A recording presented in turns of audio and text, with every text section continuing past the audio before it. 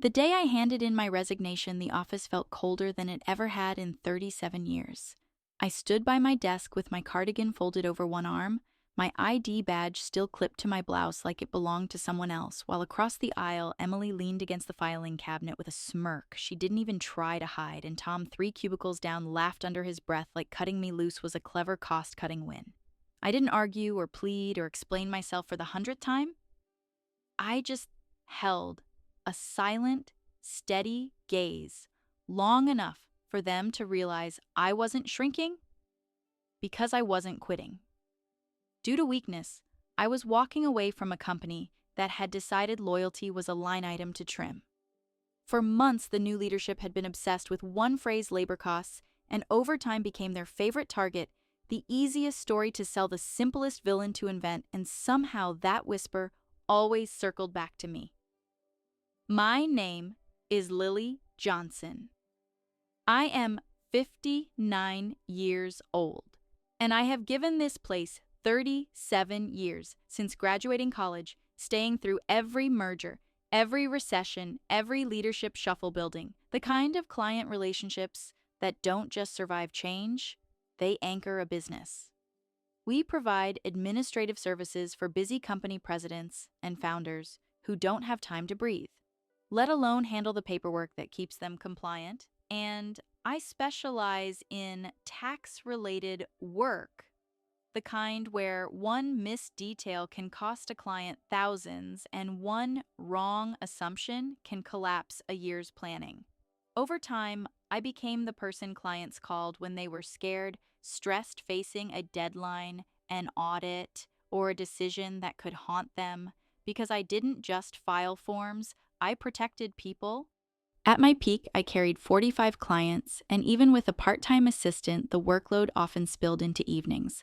Some nights, I'd look up from my computer and realize the office lights had dimmed and everyone else was long gone. Tom used to thank me for that. He used to speak to me with respect until 3 months ago, when his promotion flipped a switch and his polite tone turned into sighs. Lectures about following the manual and warnings not to do anything unnecessary, while Emily, his assistant, piled on with little comments about my old school methods and my rank-and-file attitude, as if decades of results meant nothing next to a new title and a sharp grin. That morning before the meeting that would end my career here, Tom dropped a stack of files on my desk, a month's worth of urgent client work due before month end, and some of it wasn't even mine. I remember staring at the deadlines and feeling my stomach sink as I asked, "Wait, these are all due this month, right?" And he was already packing his bag, already halfway out the door, saying, "Heading out, take care of that," like he'd handed me a coffee order instead of a collapse. Emily laughed as she followed him, like it was funny to watch someone drown.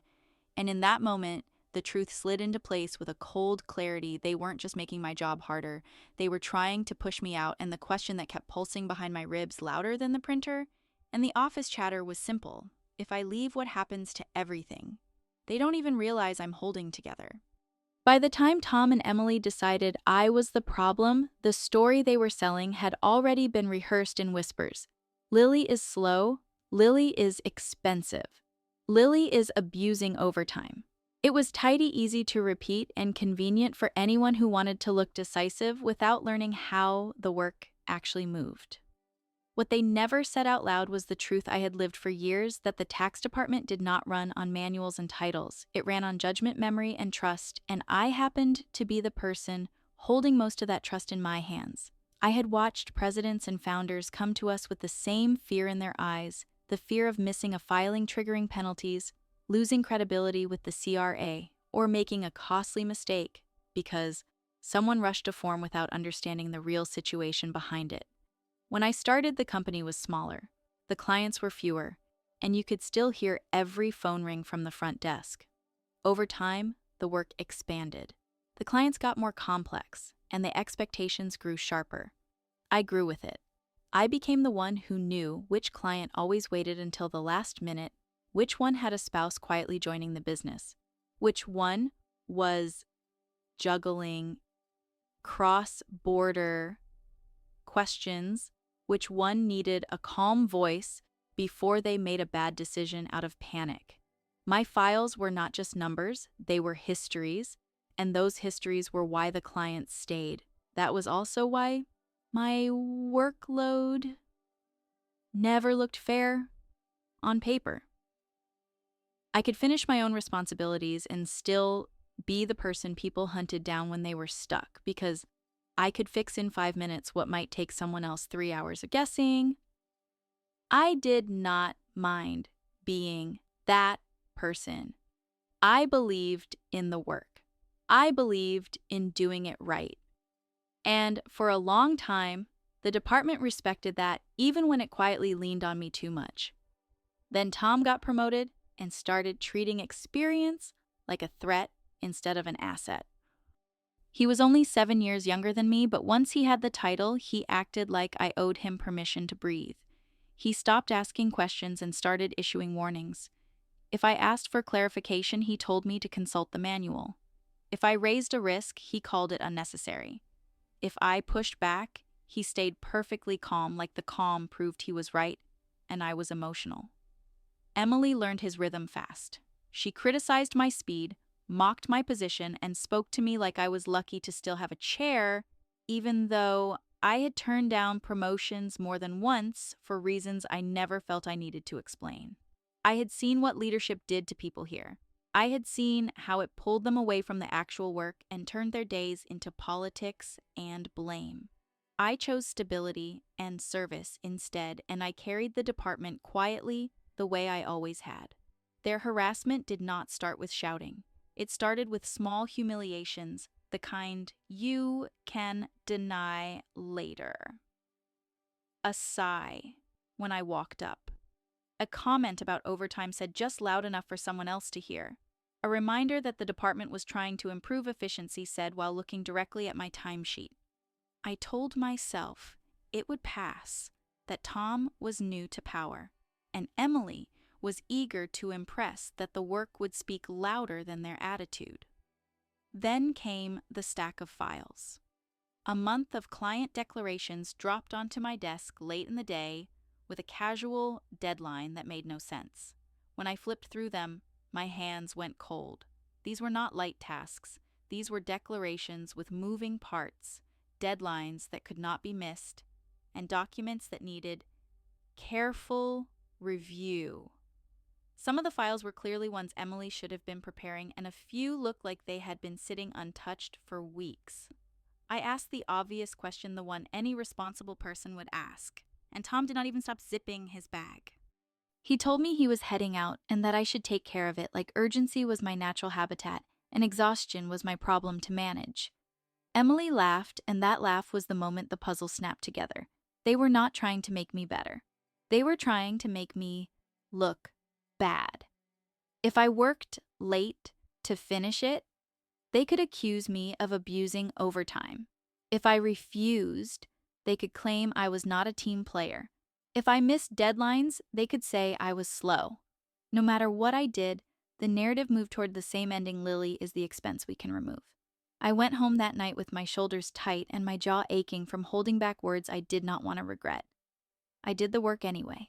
I kept the clients safe because they had trusted me for years, and I could not make them collateral damage in a departmental power game. The next day, the complaints started on cue. Tom pointed at my overtime like it was proof of dishonesty, not proof of volume. Emily sighed dramatically and said my constant overtime was dragging down the whole tax department, as if deadlines were a personal hobby of mine. I kept my face neutral. I kept my voice steady. I did not defend myself with emotion because I knew how people like them used emotion as a trap. Then came the summons to the president's office, and the timing alone told me it was planned. The company had just changed leadership. The former president, the new president, stepping into a role he did not fully understand. And that kind of transition always creates an opening for ambitious people to rewrite the truth. When I walked into that office, Tom and Emily were already there, sitting too comfortably, wearing those thin, pleased expressions that appear when someone thinks they have arranged a clean win. The new president looked at me like he was trying to place my face in a story he had been told. He did not start with questions. He started with a decision. Lily, you will need to resign by the end of this month. For a second, I thought I had misheard him, not because I believed I was untouchable, but because the bluntness was so shocking after decades of service. When I asked why, Tom spoke quickly, too prepared, explaining that I had billed excessive overtime, that others were around 15 hours and I was over 80, that it was evidence of inefficiency at best and exploitation at worst. Emily nodded along, acting concerned as if she was protecting the company from someone greedy. The president looked tired, overwhelmed, and eager to solve a problem without making waves. I realized then how dangerous ignorance can be when it is paired with authority. I could have thrown Tom under the bus. In that moment, could have said he dumped the files on my desk, could have explained the workload transfers, could have shown the handoffs and the timelines. But I also saw the trap. If I complained, they would frame it as excuses, as inability to manage time, as a veteran refusing to adapt. In one meeting, they had created a scenario where defending myself risked confirming their narrative. So I chose a different strategy. I spoke plainly.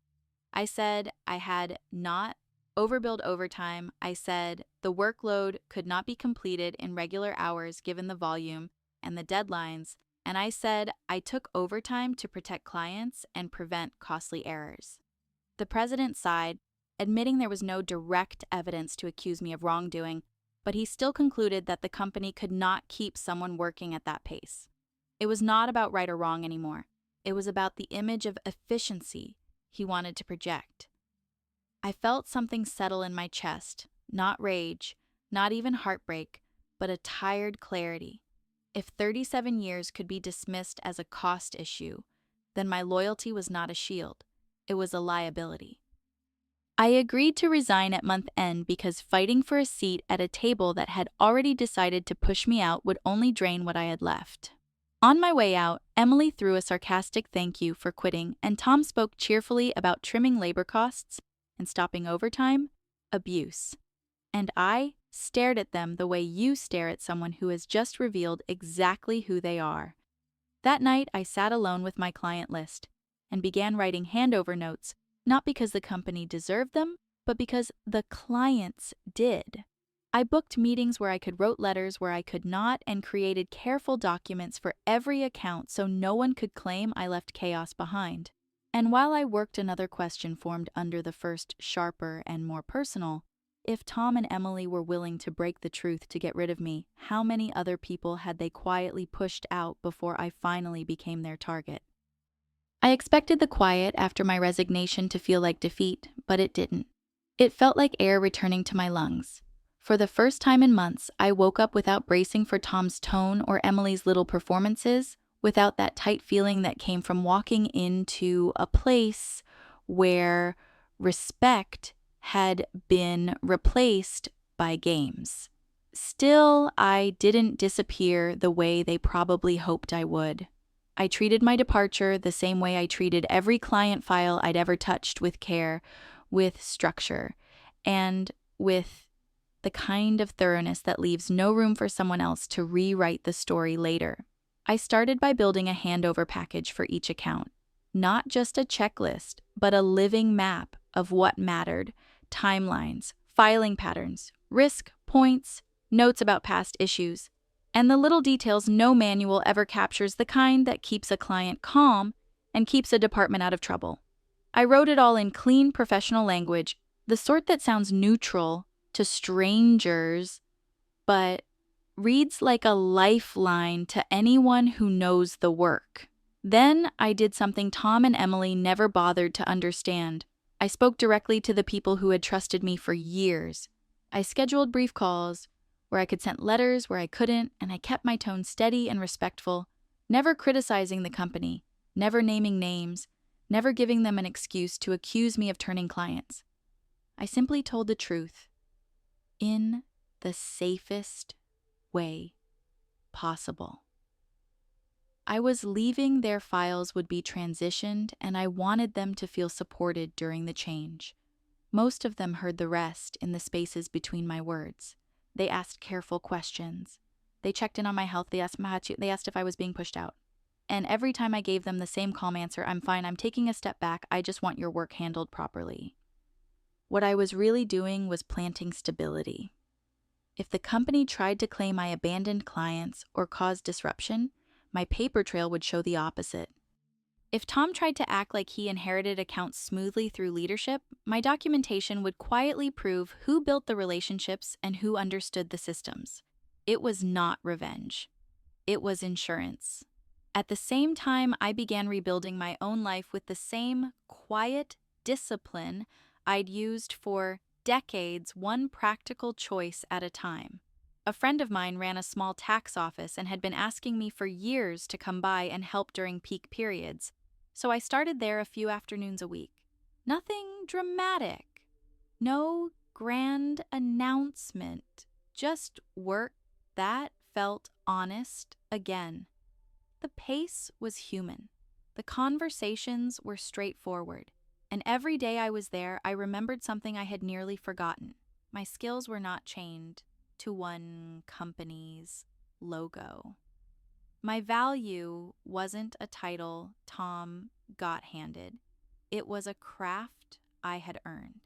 In that office, I saw how many people were willing to pay for clear guidance and how many businesses were desperate for someone who could do more than push forms through a process.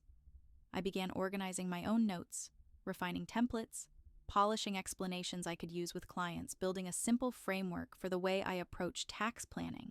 Not shortcuts, not tricks, but tailored strategies rooted in careful reading of their situation and conservative decisions that held up under scrutiny. I also started reconnecting with people I'd helped quietly for years. Colleagues who used to slide into my doorway with a file and a worried look. Clients who'd been referred to me through word of mouth, even a few former employees who had left the company and still remembered who treated them with dignity. I listened more than I spoke, because listening is how you learn where the cracks really are. I noticed how many stories sounded the same: sudden, impossible deadlines, criticism that made no sense, work dumped at the last-minute, performance narratives shaped in advance. People didn't call it harassment in neat corporate language. They called it feeling squeezed, feeling targeted, feeling like the rules changed only for them. I didn't encourage them to fight. I didn't coach anyone on takedowns or payback. I simply told them they weren't crazy, that the pattern was real, and that they should protect themselves with documentation and boundaries. Quietly, without making a scene, I collected my own records too. Emails that assigned work timestamps of file handoffs, notes about deadlines, reminders I had sent, and copies of my handover letters. It wasn't about building a weapon, it was about building a shield, and if the truth ever needed a spine, I wanted it standing straight. That was the strange thing about leaving. The moment I stepped away from their daily noise, I could see the shape of my own influence more clearly. I had thought I was just surviving, just keeping up, just doing what needed to be done. But in the silence, I realized I had been the bridge between the company and the clients, the steady hand that made chaos look like competence. And once I saw that, I stopped thinking like someone who was being pushed out and started thinking like someone who could choose where her energy went next. I didn't rush into anything flashy. I didn't post a triumphant update. I didn't call anyone to brag. I simply kept moving, strengthening the parts of my life that had always been strongest. My professionalism, my reliability, my relationships, and my ability to do difficult work without drama. And in the back of my mind, I kept one final plant in place. A simple, quiet truth I knew would eventually surface on its own.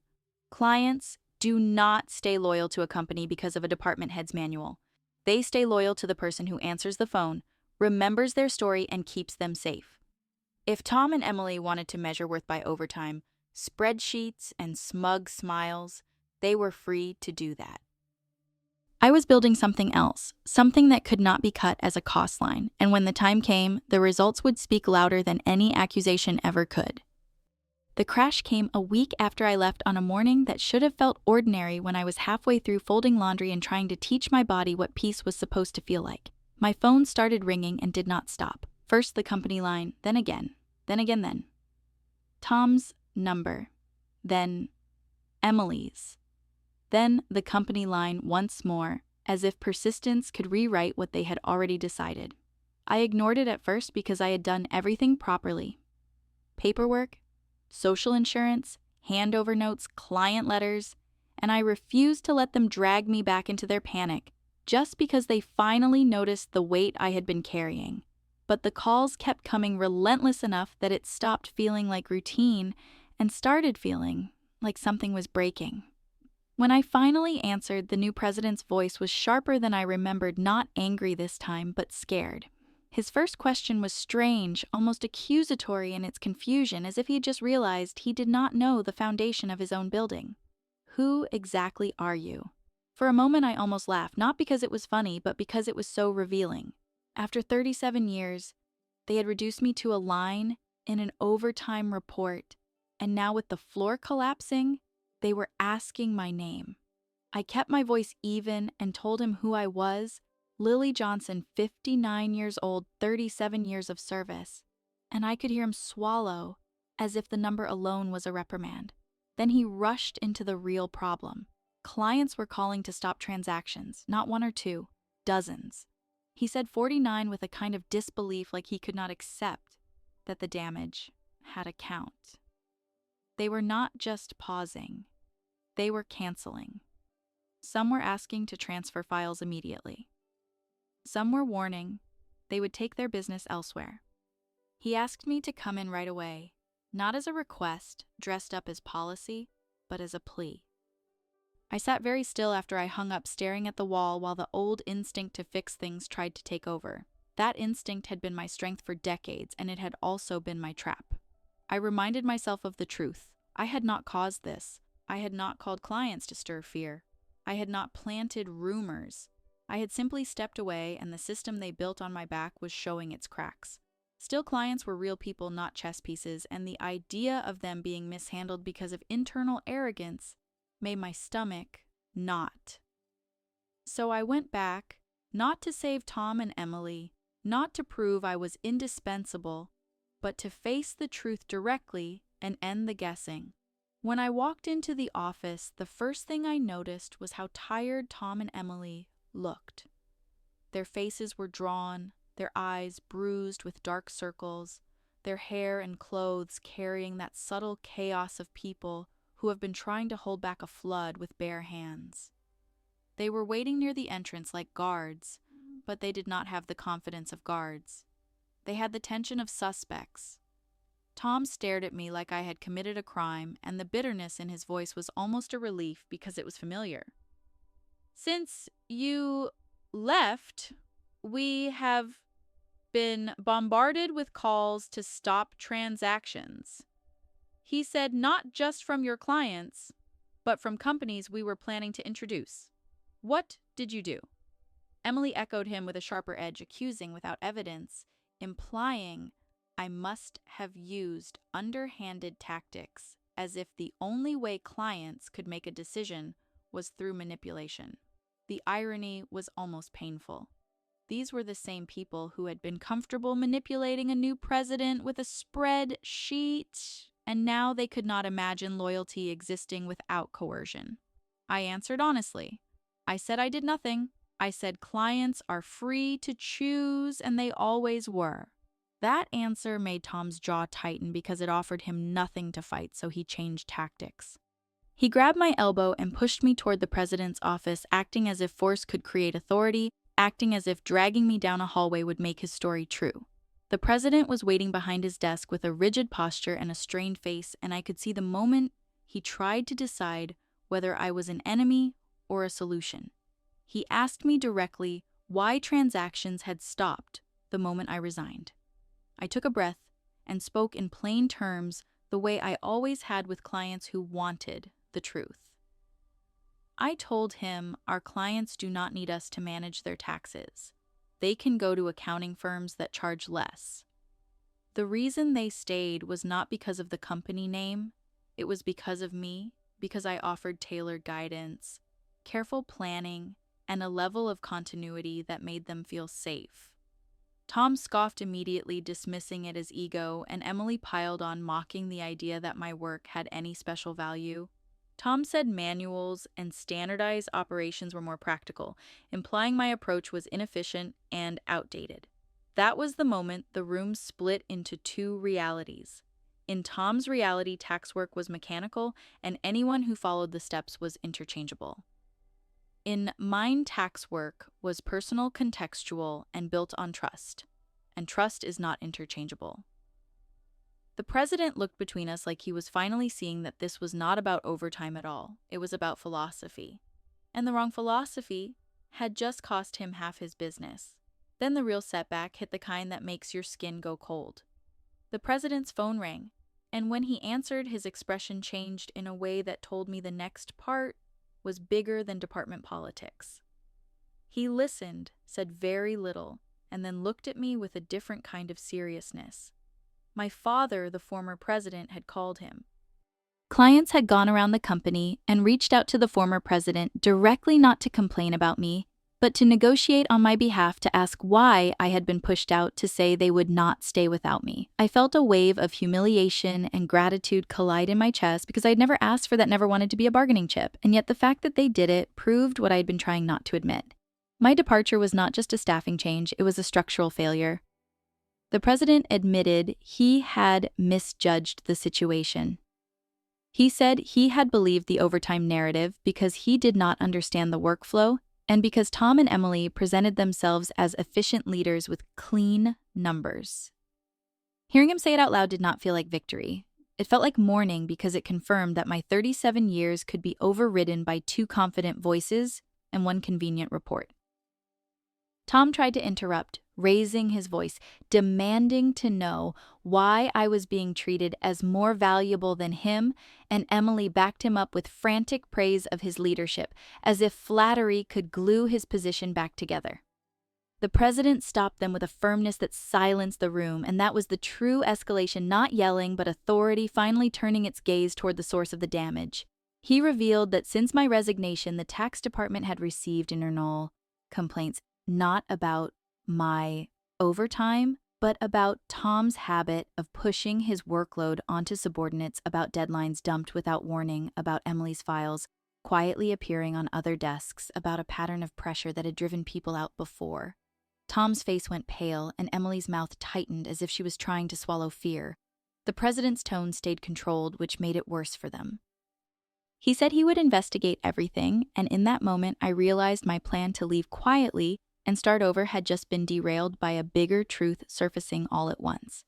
I had wanted distance. Now I was standing at the center of a reckoning I never asked for, watching. The people who tried to erase me scrambled to protect themselves, and I understood that the next step would not be about revenge. It would be about whether the truth could finally be spoken without being twisted into another story about a difficult, older employee who could not adapt. The room went quiet in a way that felt heavier than shouting, and the president did not raise his voice, but his posture changed, as if he had finally stopped listening to performance and started listening to consequences. He looked at Tom and Emily with a steady seriousness and said there had been complaints not only from clients but from inside the tax department, and that after my departure, people had come forward describing the same pattern again and again: work dumped without warning, impossible deadlines used, as pressure responsibilities pushed downward so certain names could stay clean, and a culture where fear replaced collaboration. Tom tried to interrupt, insisting he was enforcing standards and improving productivity, and Emily nodded quickly with polished phrases about efficiency and leadership, being firm, but their words sounded thin now because the president was no longer reacting to confidence, he was reacting to damage. He pointed out the irony. Plainly, Tom had accused me of being a salary thief, yet multiple reports suggested Tom had been pushing the preparation of client declaration forms onto subordinates, and even Emily's responsibilities had been quietly shifted to others, which explained why their numbers looked perfect while the department burned out. Then the president paused and said there was another issue that surfaced alongside the complaints, something that had reached accounting through documentation rather than hallway talk, and the air changed from investigation to judgment. He stated that there were allegations of a romantic relationship between Tom and Emily that crossed professional lines, and Tom immediately denied it, claiming he was mentoring her, that people were jealous, that it was all misunderstanding, while Emily tried to keep her expression composed, but her eyes widened in a way that gave her away. The president did not argue. He opened a folder and produced expense records submitted under Tom's name, dining charges claimed as business expenses that did not match client meetings receipts, with repeating patterns, timing that lined up too neatly, and it was not one mistake, but a trail. Tom's face went damp as his explanations stumbled and collapsed. Emily drained of color, and the president calmly outlined what the company could not ignore: neglect of duties, improper expense claims, policy violations, and conduct that compromised the integrity of the department. When he declared their termination effective immediately, their reaction was not outrage at unfairness, but panic at exposure. Tom's confidence shattered into pleading as he said he had a family and begged for another chance and promised to fix the receipts and correct everything, while Emily's voice became small and frantic as she promised apologies and swore she would take on any workload if the president would not fire her. Tom glared at me as if I had authored his downfall, the same instinct that made him dump files on my desk now making him hunt for someone else to blame, and he snapped that I should shut up and mocked my personal life as if it disqualified me from recognizing wrongdoing, but I did not give him the fight he wanted. I kept my voice level and said the truth with the calm of someone who has watched patterns repeat for decades. He pushed me out and called it efficiency. But this is what happens when people cut corners and hide behind titles because actions return. The president asked if there was anything else he should know, and I hesitated only because I understood the weight of words and did not want a spectacle. Yet I could not stand there and let the department's pain be erased again, so I spoke carefully about patterns rather than insults. The way deadlines were weaponized to force failure, the way certain employees were pressured until they quit, the way tasks were reassigned quietly, so credit and blame could be managed. And I made it clear I was not guessing, because I had seen it and others had lived it, and now that some of those employees were safely in better workplaces, the truth could finally be said without fear. The president's expression hardened toward the reality he'd inherited, not toward me. And he said he would investigate past expense claims, past resignations, and the department's workflow, while Tom begged again with tears in his eyes, and Emily stared at the floor like it might open beneath her.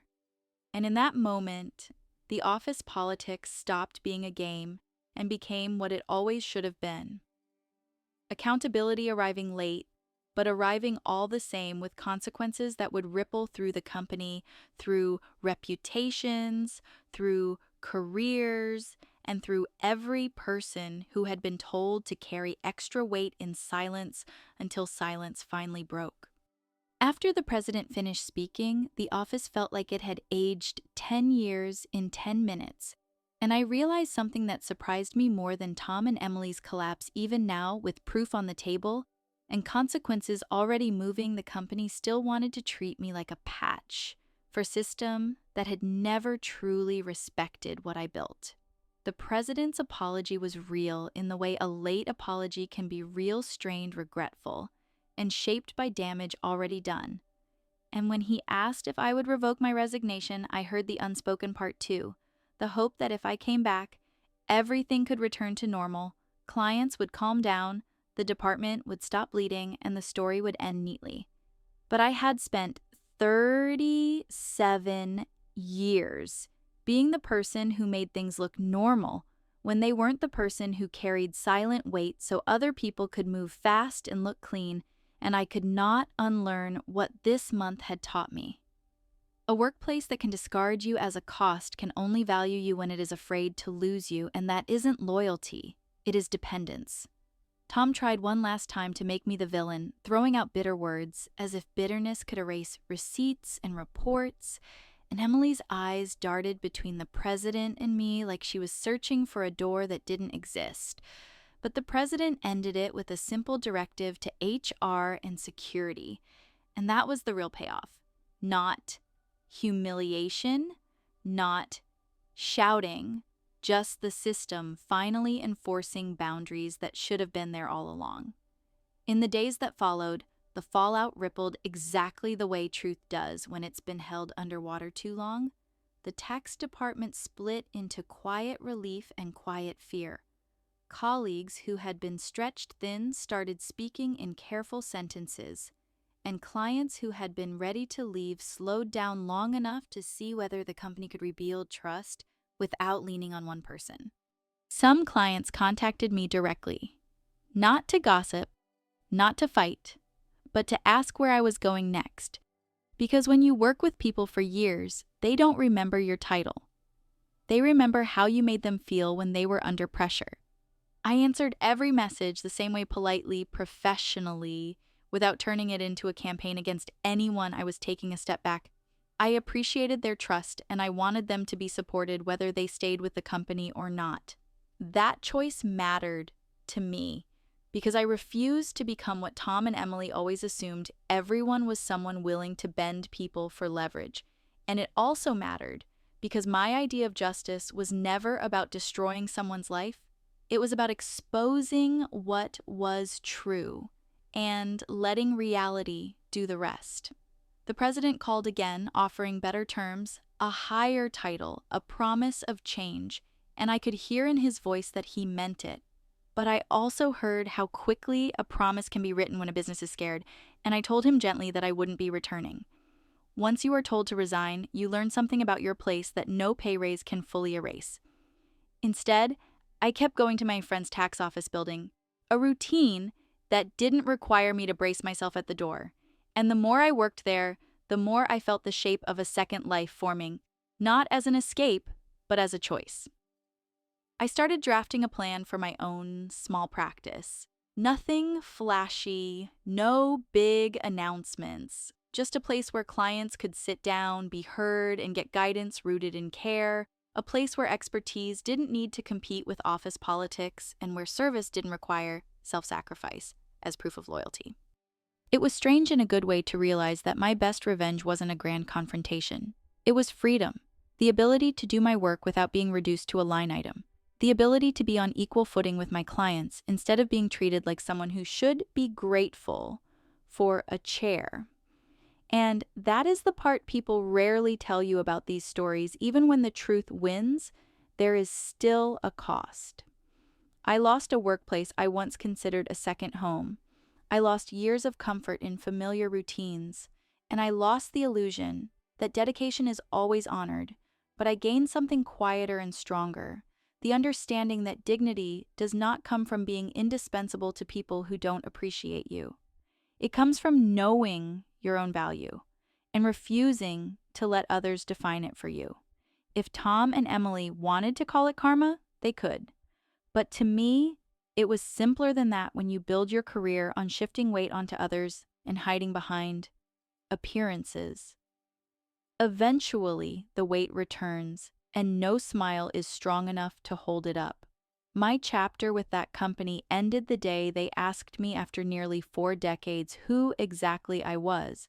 And my new chapter began the moment I answered, not with rage, but with clarity, because I finally understood that my worth had never belonged to their manual, their overtime spreadsheet, or their titles. It belonged to the work, to the relationships, and to the integrity that still held even when everything else cracked. And if you're listening to this and you've ever been pushed, dismissed, or treated like a cost instead of a person, here's the question. I want to leave you with the one that matters more than any office drama. If you were in my place, would you choose justice or would you choose hatred? And what kind of life would each choice build for you in the long run?